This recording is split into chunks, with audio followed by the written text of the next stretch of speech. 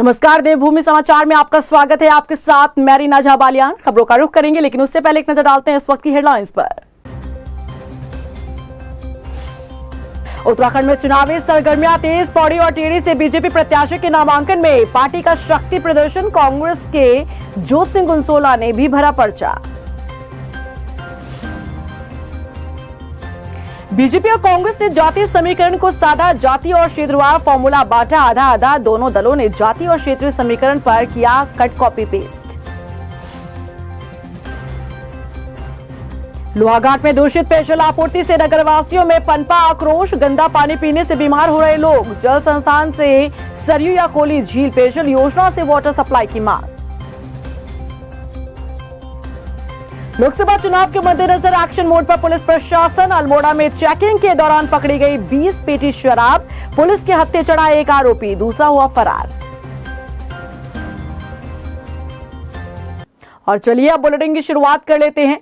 उत्तराखंड की 2 सीटों पर बीजेपी और कांग्रेस ने नामांकन किया है। पौड़ी और टिहरी लोकसभा सीट पर नामांकन करते हुए जहां बीजेपी ने शक्ति प्रदर्शन किया, तो वहीं कांग्रेस ने भी जीत का दम भरा है। देखिए रिपोर्ट।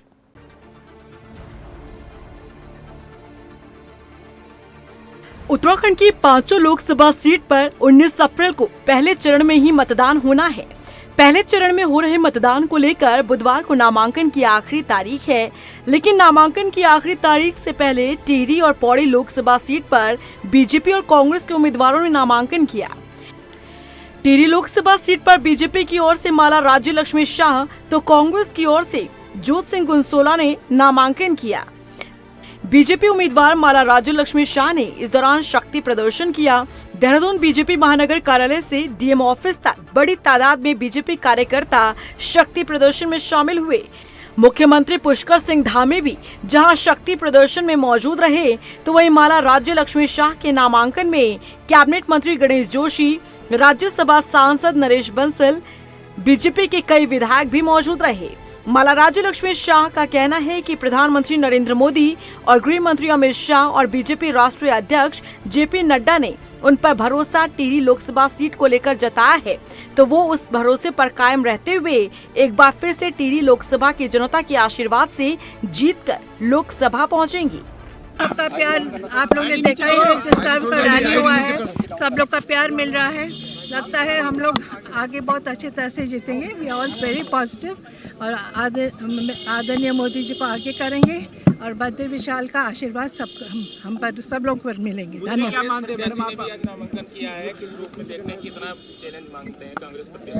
देखो, life is a challenge.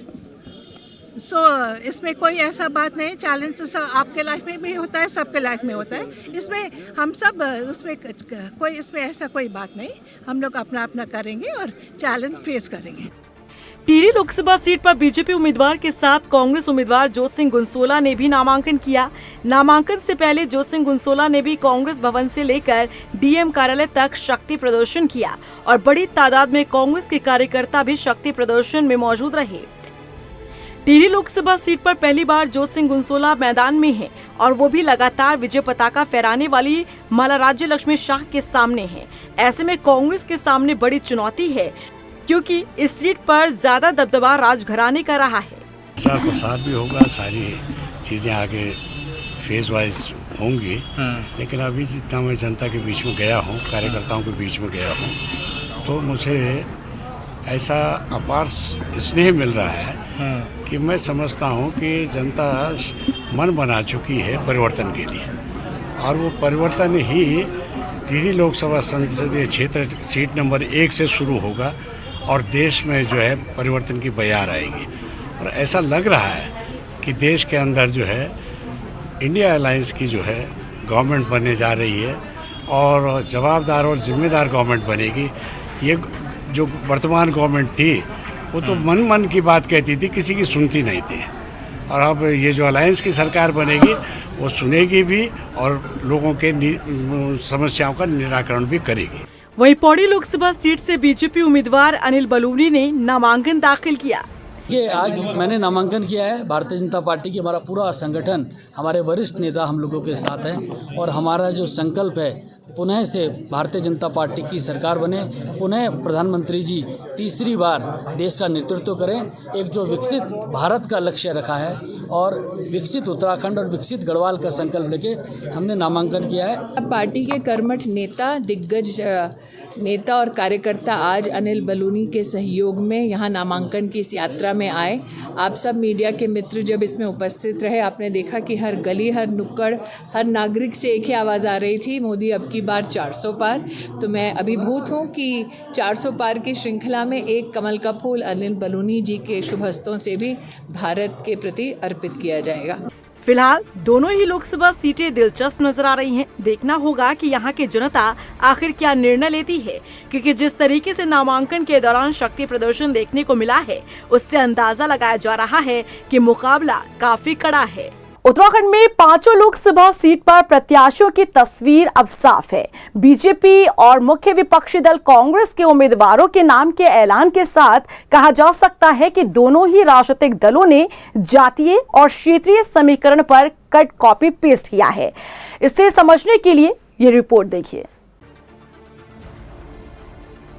Uttarakhand में लोकसभा चुनाव का रण तैयार है और सियासी मैदान में सभी उम्मीदवार उतारे जा चुके हैं। दोनों ही दल भाजपा और कांग्रेस के प्रत्याशियों को लेकर कहा जा रहा है कि पार्टियों ने एक ही फॉर्मूला अपनाया, जो कि उत्तराखंड की राजनीति में पहली बार देखा जा सकता है। जी हां, गौर करें टिहरी लोकसभा सीट पर। यहां से भाजपा ने मौजूदा सांसद राज्य लक्ष्मी शाह पर दाव खेला, तो कांग्रेस ने जोत सिंह गुनसोला को मैदान में उतारा। दोनों ही उम्मीदवार ठाकुर पृष्ठभूमि के हैं। पौड़ी लोकसभा सीट, यहां से भाजपा प्रत्याशी अनिल बलूनी के सामने कांग्रेस के गणेश गोदियाल हैं। दोनों ही चेहरे ब्राह्मण हैं। हरिद्वार लोकसभा से कांग्रेस नेता हरीश रावत के बेटे वीरेंद्र रावत की लड़ाई भाजपा के त्रिवेंद्र सिंह रावत से है। ये दोनों चेहरे ठाकुर हैं। नैनीताल लोकसभा सीट से दोनों राष्ट्रीय दलों ने ब्राह्मण चेहरों को मैदान में उतारा। बीजेपी से अजय भट्ट और कांग्रेस से प्रकाश जोशी अपनी किस्मत आजमा रहे हैं। अल्मोड़ा लोकसभा सीट रिजर्व है। यहां से बीजेपी से अजय टम्टा और कांग्रेस से प्रदीप टम्टा के बीच कड़ा मुकाबला है। हालांकि बीजेपी अपने उम्मीदवारों को योग्य और जनाधार वाले नेता बता रही है। देखिए, भारतीय जनता पार्टी ने तो जो सबसे सुयोग्य प्रत्याशी थे उनको उतारा है। बाकी अन्य दलों ने क्या क्या वो जाने, लेकिन मैं कह सकता हूं कि हमारे 5 जो प्रत्याशी बहुत योग्य भी हैं, कर्मठ भी हैं और कार्यकर्ताओं के बीच में उनकी बहुत अच्छी जो है पकड़ भी है और मोदी जी के नेतृत्व में हम 5 सीटें चुनाव जीतने जा रहे हैं। वहीं कांग्रेस रणनीति के तहत उम्मीदवारों को सियासी रण में उतारने का दावा कर रही है। हमने जो लोग जहां पर प्रभावित थे, जिसका जनाधार जहां था, उस हिसाब से उम्मीदवारों को मैदान में उतारा है। उनकी वरिष्ठता को देखा है, उनके समर्पण को देखा है, पार्टी के प्रति उनकी निष्ठा को भी देखा है। तो ऐसे लोगों को मैदान में उतारा है। अच्छे उम्मीदवार हमारे पास हैं, उनका अपना राजनीतिक आधार भी है और सामाजिक मान्यताएं भी जिसकी हैं, ऐसे लोगों को हमने उतारा। हम उम्मीद करते हैं कि निश्चित रूप से भाजपा के उम्मीदवारों को टक्कर देंगे और 5 के 5 उम्मीदवारों को उत्तराखंड की महान जनता 2009 का इतिहास दोहराते हुए 5 के 5 लोकसभा क्षेत्रों में कांग्रेस उम्मीदवारों को विजयी बनाएंगे। कुल मिलाकर देखें तो इस बात से दरकिनार नहीं किया जा सकता कि दोनों दलों ने एक ही समीकरण के तहत 5 लोकसभा सीट पर उम्मीदवारों को टिकट दिया है। देखना ये होगा कि एक जातीय और क्षेत्रीय समीकरण से किस पार्टी को फायदा होगा। उधर नैनीताल लोकसभा सीट से बीजेपी प्रत्याशी अजय भट्ट ने अपने आवास पर पार्टी कार्यकर्ताओं के साथ होली का पर्व मनाया। इस मौके पर अजय भट्ट ने बताया कि वो 27 मार्च को अपना पर्चा दाखिल करेंगे। भट्ट ने कहा कि उन्हें पूरी उम्मीद है कि नैनीताल की जनता प्रधानमंत्री नरेंद्र मोदी को अपना आशीर्वाद देगी। उन्होंने कहा कि बीजेपी प्रत्याशी अपनी प्रचंड बहुमत की जीत को लेकर आश्वस्त है। पूरा देश भगवे रंग में होगा, ये पूर्ण विश्वास है सबको। और 4 तारीख को जून में पूरा भगवामय होगा और भारी ऐतिहासिक जीत माननीय मोदी जी दर्ज करके पुनः भारत का नाम उज्जवल करेंगे। और साथ में उज्जवल तो हो ही रहा है, और दोबारा से भारत की जनता उनको सत्ता सौंपकर एक इतिहास कायम करेगी।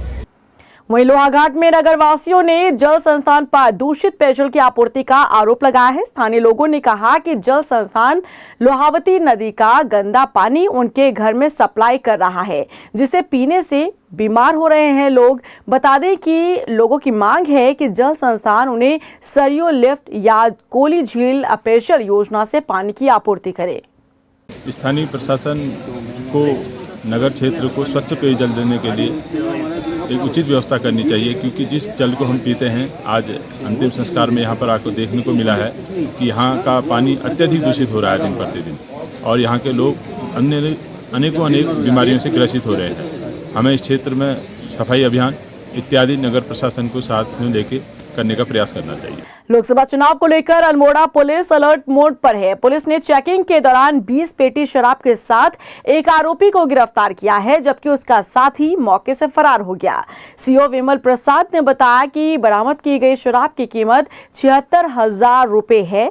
वहीं आरोपी के खिलाफ आबकारी एक्ट के तहत मुकदमा दर्ज किया गया है। श्रीमान वरिष्ठ पुलिस अधीक्षक महोदय द्वारा सभी थानों को निर्देशित किया गया है कि लोकसभा चुनाव के दृष्टिगत सभी अपने थाना क्षेत्र के अंतर्गत चेकिंग कराएंगे। गश्त पुलिस द्वारा NTD तिराहे पर एक वाहन को रोका गया, जिसका चालक मौके से फरार हो गया, जिस पर गश्त चेकिंग कर्मचारियों द्वारा वाहन को चेक किया गया तो उसमें 20 पेटी अवैध देसी शराब बरामद हुई है, जिसकी कीमत लगभग 76,000 रुपये है। इस संबंध में मुकदमा पंजीकृत किया गया है तथा जो फरार व्यक्ति है उसकी तलाश की जा रही है। और इसी के साथ फिलहाल इस बुलेटिन में बस इतना ही, लेकिन चलते चलते एक नजर डालते हैं इस वक्त की हेडलाइंस पर। उत्तराखंड में चुनावी सरगर्मियां तेज, पौड़ी और टिहरी से बीजेपी प्रत्याशी के नामांकन में पार्टी का शक्ति प्रदर्शन। कांग्रेस के जोत सिंह गुंसोला ने भी भरा पर्चा। बीजेपी और कांग्रेस ने जातीय समीकरण को साधा, जाति और क्षेत्रवार फॉर्मूला बांटा आधा आधा। दोनों दलों ने जातीय और क्षेत्रीय समीकरण पर किया कट कॉपी पेस्ट। लोहाघाट में दूषित पेयजल आपूर्ति से नगरवासियों में पनपा आक्रोश। गंदा पानी पीने से बीमार हो रहे लोग। जल संस्थान से सरयू या कोली झील पेयजल योजना से वाटर सप्लाई की मांग। लोकसभा चुनाव के मद्देनजर एक्शन मोड पर पुलिस प्रशासन। अल्मोड़ा में चेकिंग के दौरान पकड़ी गई 20 पेटी शराब। पुलिस के हत्थे चढ़ा एक आरोपी, दूसरा हुआ फरार।